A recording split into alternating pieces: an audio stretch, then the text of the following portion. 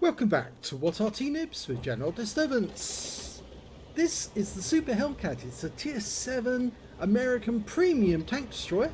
It's located on the north spawn of Malinovka, and this one is under the command of General Anonymous. Now this is the free tank that Wargaming gave everyone who'd been in the game for enough time. If you haven't got one yet, you probably will get one eventually, but most people have got them. And you can see General Anonymous has got 2 marks of excellence on his barrels, so he's been playing it quite a lot. Now, he's doing something rather unusual, because normally tank destroyers don't do this, but he's actually spotting. Yeah, he's sitting in a bush. The AMD 178B's gone over to the other bush, but he's actually moving forward. And that could be rather dangerous to him. He's better off actually sitting in the near bush. Enemy budgie's been spotted. Okay, he's marking it for his friends, and there's a super chappy in the other bush. Ooh, he decides to shoot one and gets a hit, but he would have been spotted. 240 Alpha from a 90mm gun, penetration of 167mm with standard ammo, and with the premium rounds he can actually go through 210mm, and the enemy super chappy is dead. Just the other day we were debating, oh, there's that budgie. He did get a shot in, and we've been damaged. Not sure which caliber gun that was though, 256, I think that was a 90mm as well. He's going back to the bush to do some more spotting. He should be unspotted now. Okay, it's the budgie again. Oh, ricochets off the front, it hit the front plate, and that's why it didn't go in. I can tell you a little bit of a history about the Super Hellcat. Technically speaking, this is the only Hellcat that should actually have the 90mm gun. And the reason for that is the standard Hellcat had the 76mm gun fitted as standard. And, oh, budgie's gone, good. And there was only one Hellcat that actually did have a 90mm, and it was only fitted for testing purposes. The rest of these Hellcats went through the Second World War with 76mm, and even after the war, when they were actually disposed of, quite a few of them actually going to Taiwan, they were still with the 76mm gun, and that's why the Type 64 has the 76mm, because that's basically a Hellcat turret on top of an M42 Duster anti-aircraft platform. Well, he's telling his friends to target that P-43 biz because he's coming across the battlefield, and there he's gone. So he got the spotting for that.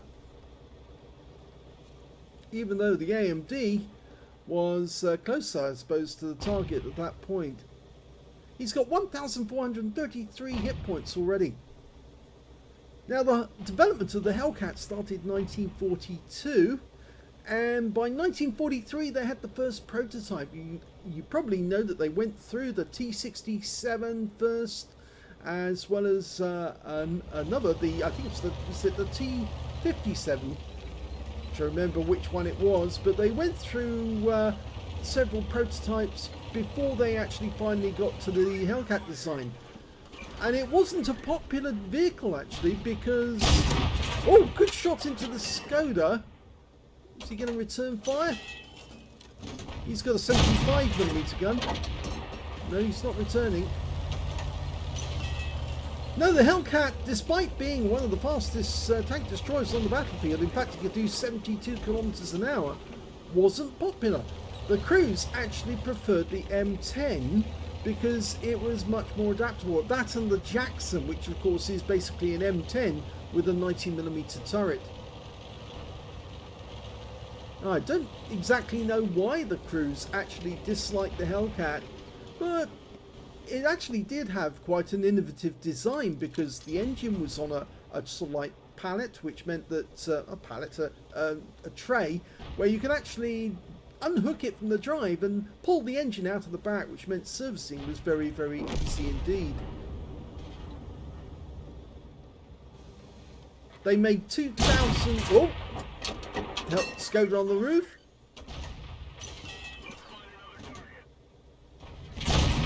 Oh, nice shot!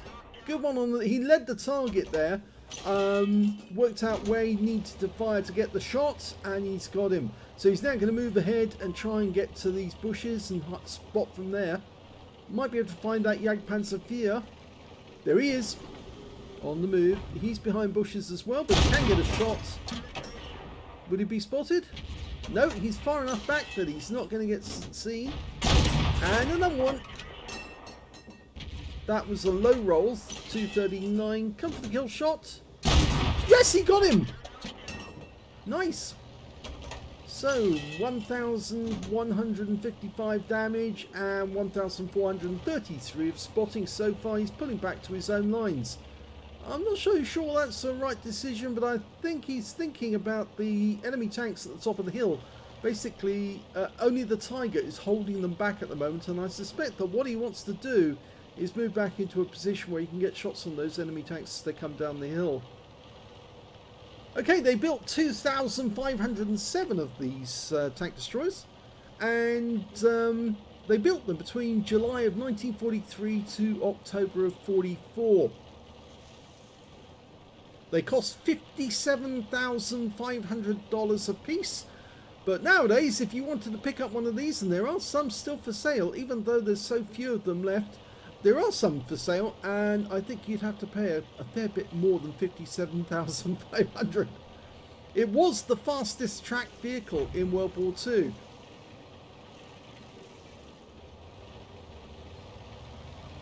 If you ever want to see there's a video or a little film, a mini film on TV called I think it's Saints and Sinners.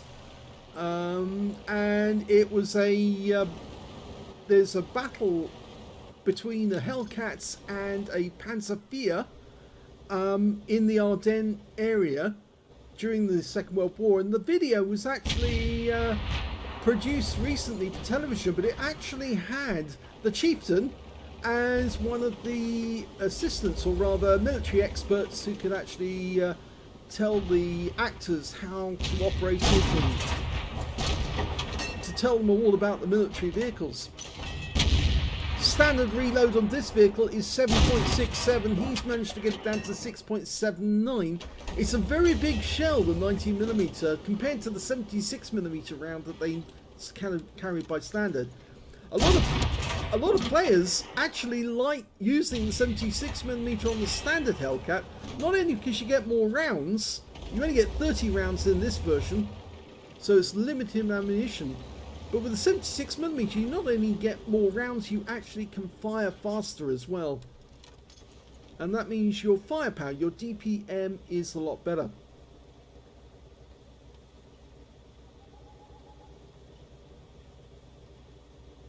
It's also one of the few tanks that's got torsion bar suspension, which means that obviously it was able to take the bumps and when it was moving around at high speed.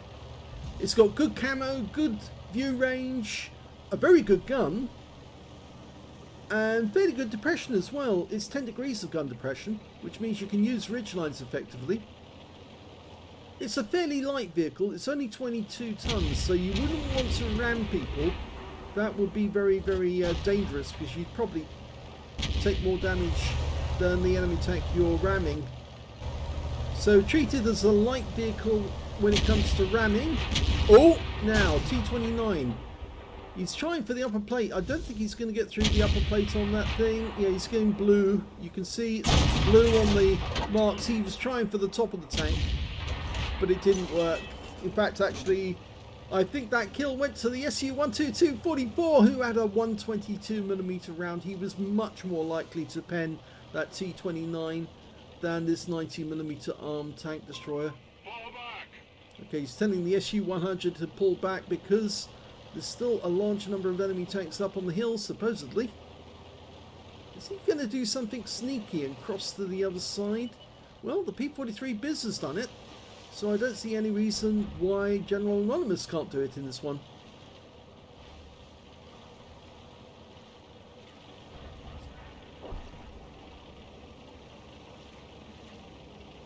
Now, I think this is too crowded here. So let's hopefully the P-43 is going to move away. And in the meantime, you can see that General Anonymous is making good use of the bushes to attack the enemy side. And there goes the OI who was up on top of the hill. He was the one most likely to spot General Anonymous if he actually came to the edge. But it is a long way away. Remember that OI's got relatively poor view range. View range on this one's 370 meters, which means he's well, with the binoculars which he's got, he's actually spotted that Super Hellcat going up the hill. He's well within the view range. You can see it on the rings on the minimap.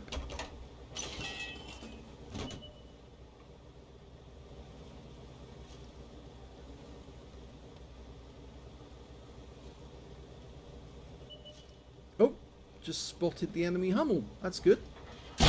One shot, he's out the game. So there's only two enemies left now, the T-3485 and the enemy Panther. So General Anonymous has decided he's going to get in it. Oh, can he get shots on that T-3485? No, he's right in the corner. And that the ground is against him here. I think it's the enemy Panther that they're going to spot first.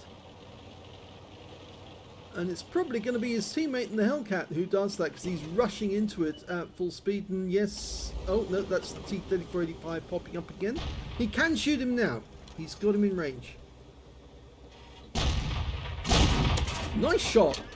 Low roll though, 268. He's firing standard ammo. He's fired all his premium rounds. And he missed out on the kill. That went to the SU-100. So it's just the Panther that's left.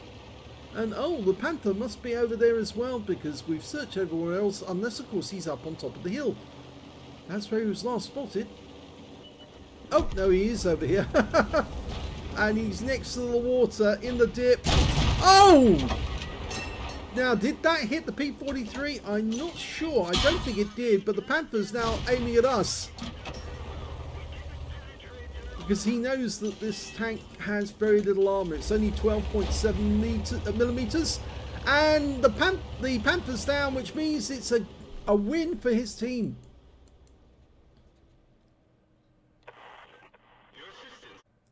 Here's the end of battle stats, and that was an ace tanker game for General Anonymous in the Super Hellcat.